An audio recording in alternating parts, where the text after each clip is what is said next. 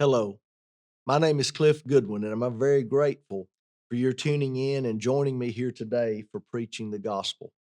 You know, spiritual matters are the most important matters in life. It's very easy for us to lose sight of that reality, however, because we live in the flesh, we live quite literally in a material world, and so often there are other concerns, there are other distractions that seem so pressing.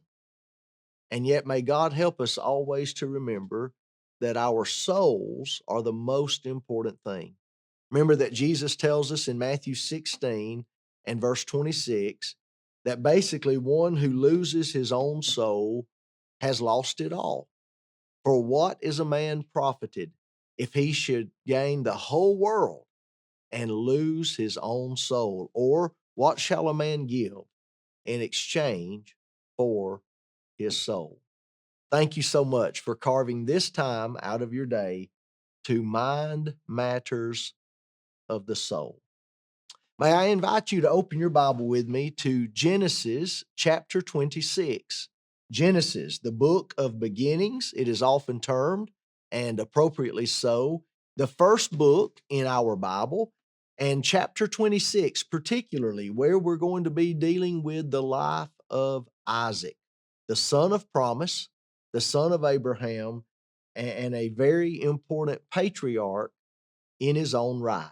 Now, as you're turning to Genesis 26 in your own Bible, let me introduce our title for today.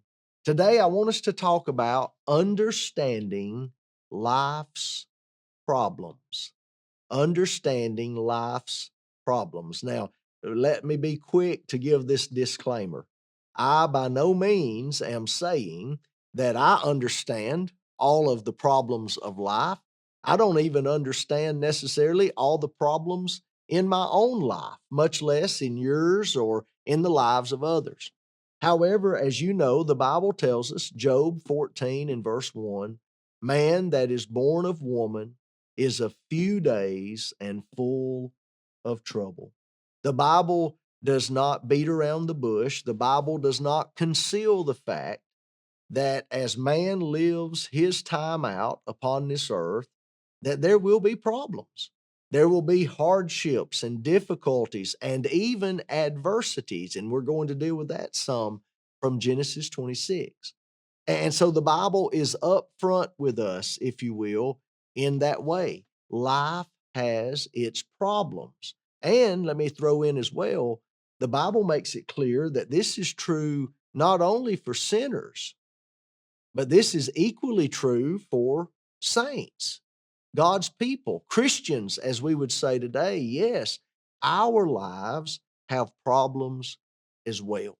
And so we all know this. We accept that fact.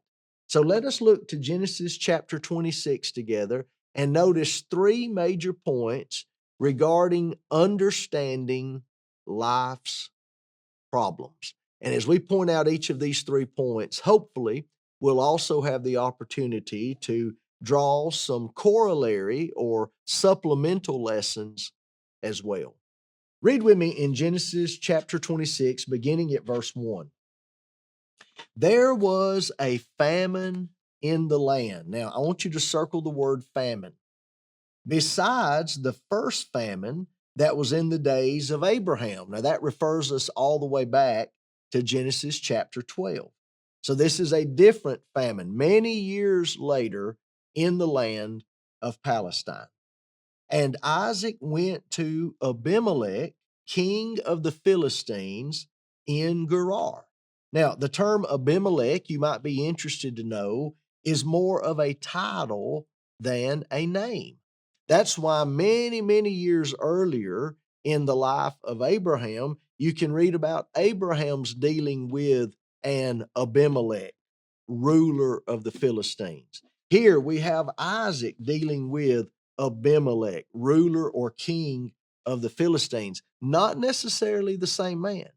Abimelech was more of a title, much like the word Pharaoh, for example. What title was often affixed to the king or ruler in Egypt? Well, that would be Pharaoh.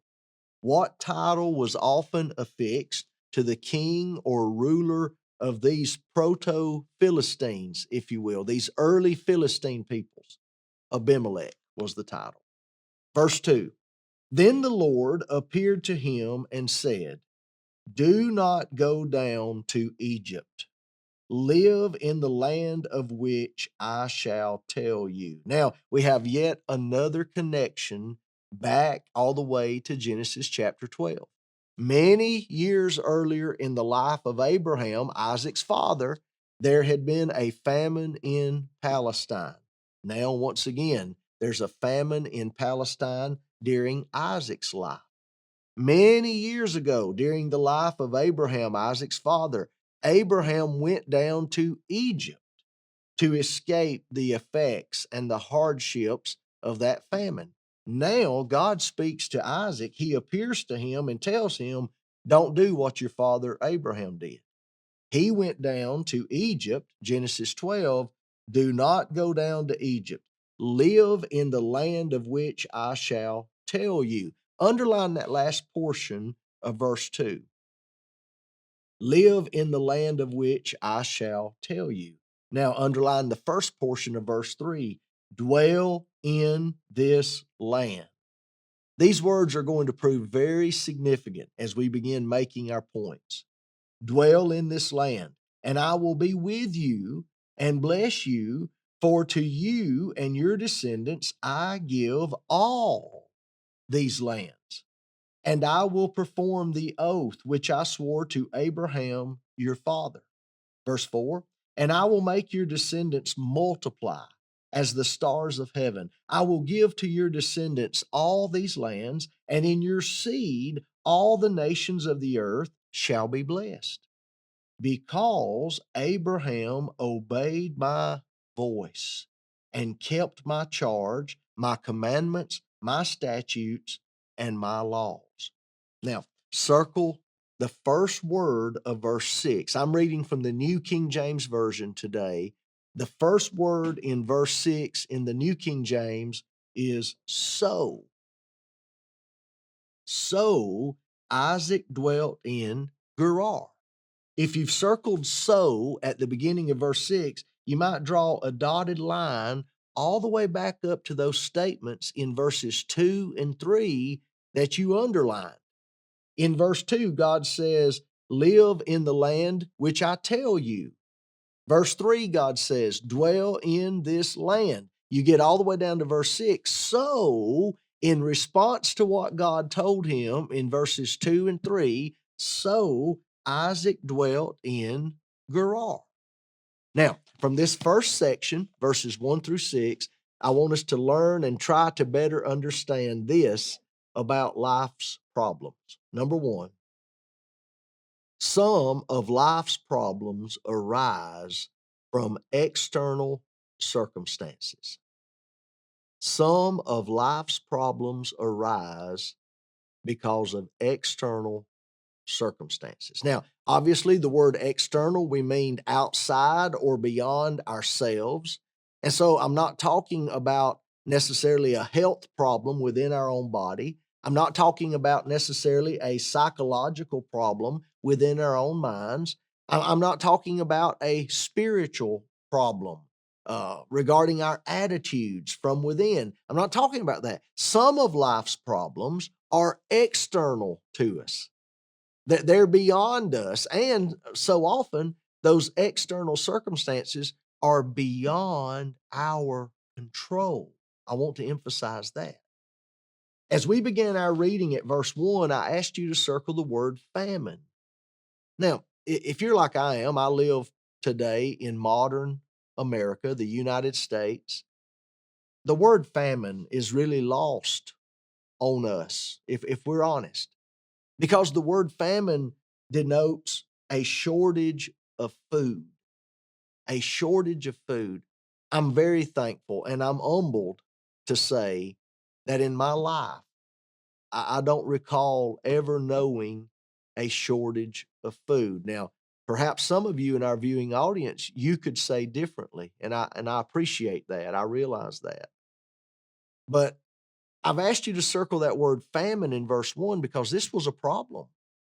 In the ancient world, especially, a famine was a problem. There were not supermarkets. There was not the commercial system that we know and have today in modern America.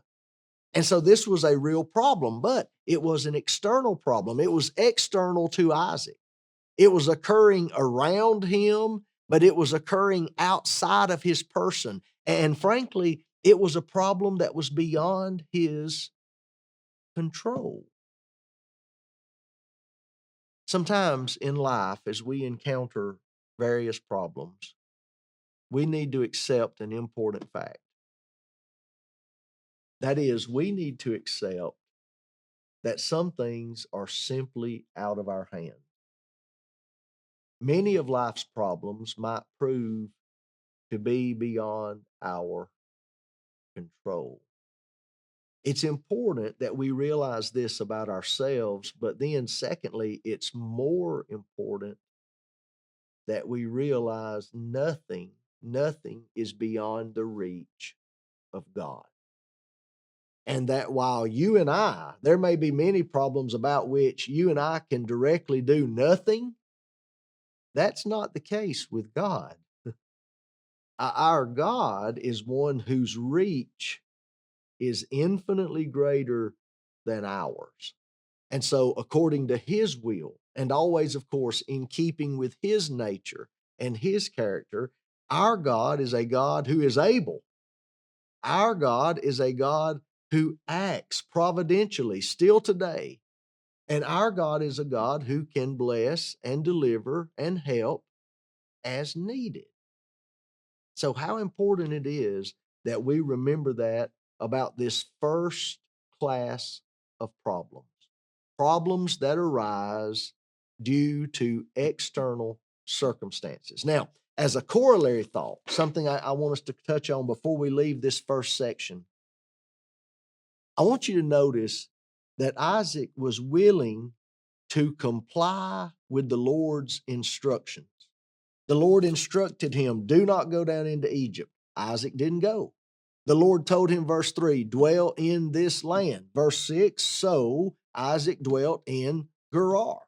Isaac was willing to comply with the Lord's instructions, but he was not willing to trust in the Lord's promises. And there's a difference. Oh, there's a difference. And the two need to be wed beautifully together, trusting in his promises, relying or complying rather with his instructions. Now, that brings us into the second section and into our next point. So read with me, picking up at verse 7. And the men of the place there in Gerar asked about his wife. And he said, she is my sister. For he was afraid to say, circle those three words, he was afraid. That's problematic. He was afraid to say, she is my wife, because he thought, lest, or for fear that, the men of the place kill me for Rebekah, because she is beautiful to behold. Now, it came to pass when he had been there a long time, underline that in verse 8. He had been there a long time. And the point is, he had been living under this lie for a long time. That's significant. That Abimelech, king of the Philistines, looked through a window and saw, and there was Isaac showing endearment to Rebekah, his wife. The point of the Hebrew text, and I'll keep this as delicate and as sensitive as I can. Abimelech saw Isaac and Rebekah acting as husbands and wives act in their marriage relationship. Okay, let's put it like that. He saw clear and unmistakable evidence that they were married. And so, verse 9, then Abimelech called Isaac and said, quite obviously, she is your wife. So how could you say she is my sister? Isaac said to him, because I said to himself, lest I die on account of her. Remember what you circled in verse 7. he was afraid. You circled that, right? Verse 10. And Abimelech said, what is this you have done to us? One of the people might soon have lain with your wife, and you would have brought guilt on us. You would have brought guilt on us by not being honest with us, by not telling us the truth. So Abimelech charged all his people, saying, he who touches this man or his wife shall surely be put to death. There's a lot to unpack here in this second section of Genesis 26, but let's make our major point. Number one, there are some problems in life that arise due to external circumstances. But now, number two, there are some problems in life, and by the way, this is hard to swallow, but there are some problems in life that we bring upon ourselves. We bring some problems upon ourselves. Now, when that happens, and especially when I'm in the midst of battling that problem or struggling to deal with that problem, so often that's not the time that I want to be reminded, hey, Cliff, you brought this upon yourself, right? I probably don't want to hear that, but it's nonetheless true. And here, Isaac, he creates his own problem. He creates his own problem. He brings this problem upon himself by not telling the truth. Abimelech points out there in verse 10, by your lying to us about Rebekah, by your telling us Rebekah is your sister, that she's not your wife, Abimelech says one of the people might soon have lain with your wife. Well, what if a man had taken Rebekah and had slept with her sexually? That would have been adultery. That would have been wrong. And he says, you would have brought this guilt on us. Now, isn't it interesting that when he lied and when he continued the lie, that was a state of jeopardy for Rebekah? He was jeopardizing Rebekah. Isn't it interesting that when the truth comes out, both Isaac and Rebekah are then protected by the king? Did you see that? Verse 11. So now that the truth has come out, the king, Abimelech, he charged all his people, saying, he who touches this man or his wife shall surely be put to death. Isn't it ironic? Sometimes when we fail to trust in the promises of God, now this is when I want to tie all of this together, our first 2 points. When we fail to trust in the promises of God, that's when we begin conniving. That's when we begin concocting. That's when we begin our own schemes to get things handled, to work things out our own way. And so often what we do is we actually imperil or jeopardize ourselves or those whom we love because we have quit trusting in God and we have sought out our own schemes. And let me tell you, our own schemes and our own plans will never be anywhere near as effective as God's purpose, as God's watch care over us. So really, it makes no sense. It made no sense for Isaac, and if I may get personal, it makes no sense for you or me living today for us to, number one, comply with the instructions God gives us in His Word without simultaneously trusting in His promises. Isaac was willing to do the former. He stayed in Gerar. He did not go down to Egypt. He obeyed God. But you know what? You can sometimes obey God without trusting God. And that's a very sobering lesson at this juncture. I draw attention to the promises of God because notice what God had told him in verse 3, dwell in this land and I will be with you and bless you. Isaac did not trust in that. He was afraid, verse 7. He feared for his life, verse 9. But God had said, I will be with you and will bless you. That sounds to me like God is saying, I won't let you die. At least that, right? And then in verse 3, God went on to say, for to you and your descendants I give all these lands. Wait a minute. You know, in order to have descendants, you have to live. A dead man doesn't father any children. A dead woman doesn't father any children. Now, I know in chapter 25, we already read about Jacob and Esau. But when we come to chapter 26, there is no evidence whatsoever that Rebekah has had any children. No mention is made of Jacob and Esau. And by the way, it would have been hard to explain the presence of those children, all the while telling the king and the people, oh, she's my sister. See? And so this is great evidence that chapter 26 is given to us out of chronological order. Okay, I really believe that. Chapter 26 is not arranged here chronologically, it's arranged here topically or perhaps thematically. And that's fine. The biblical writers do that quite often in both testaments, Old and New. Okay, so that's no problem.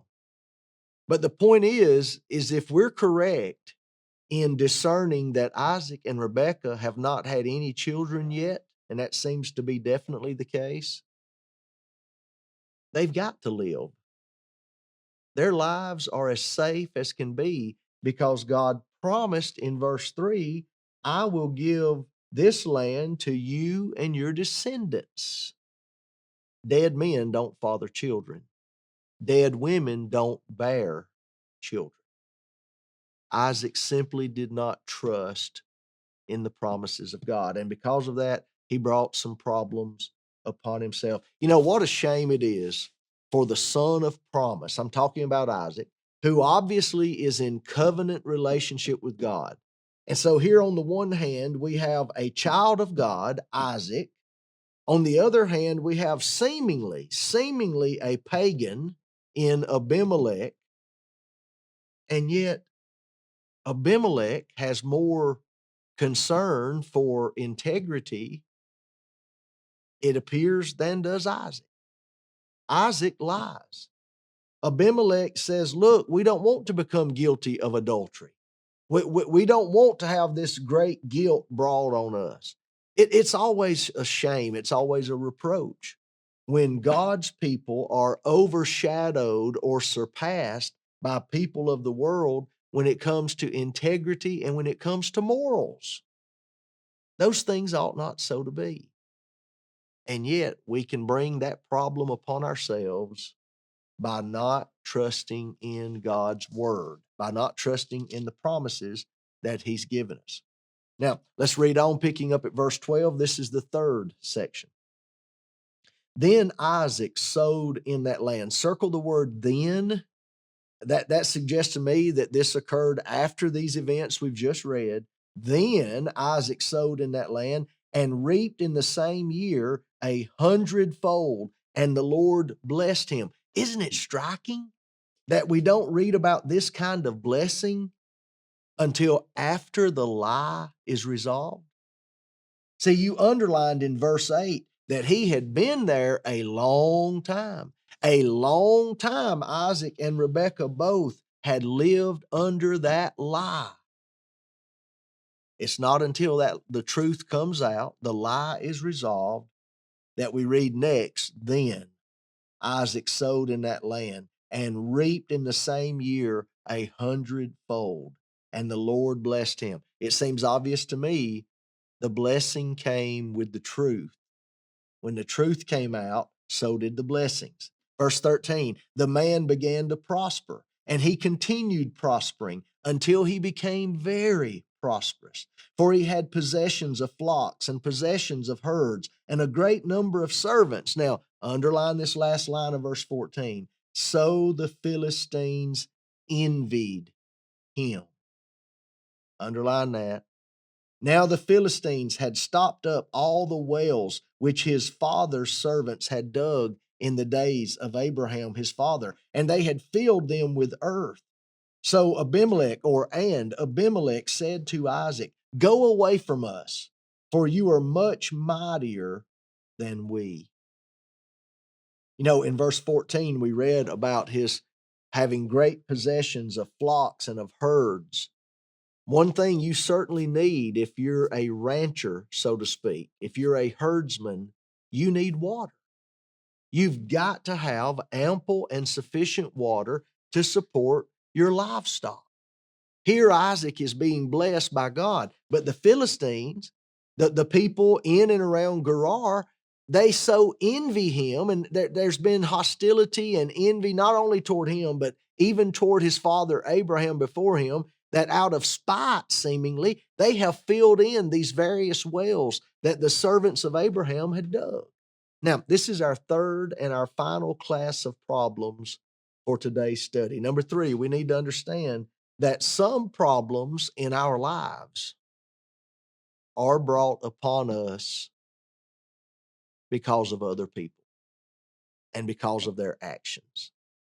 The actions and the attitudes of others often bring problems into our own lives. Now, in one sense, we could further say that there's nothing we can do about that, right?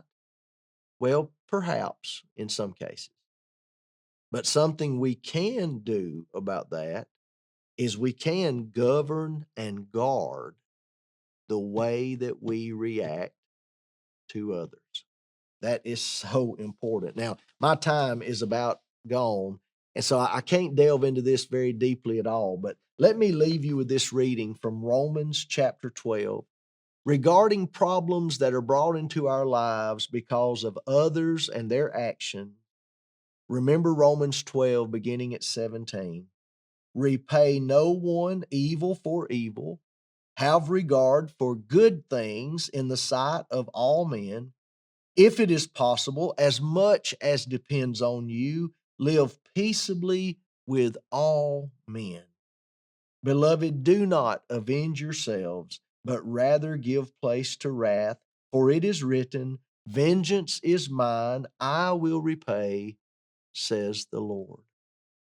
God give us the wisdom to better understand life's problems and to better deal with life's problems in His way. Thank you. He that believeth and is baptized shall be saved, but he that believeth not shall be damned. Mark 16:16. We've taught and studied today about life's problems. The greatest problem is sin. Obeying the gospel will find the remedy to sin. Thank you so much.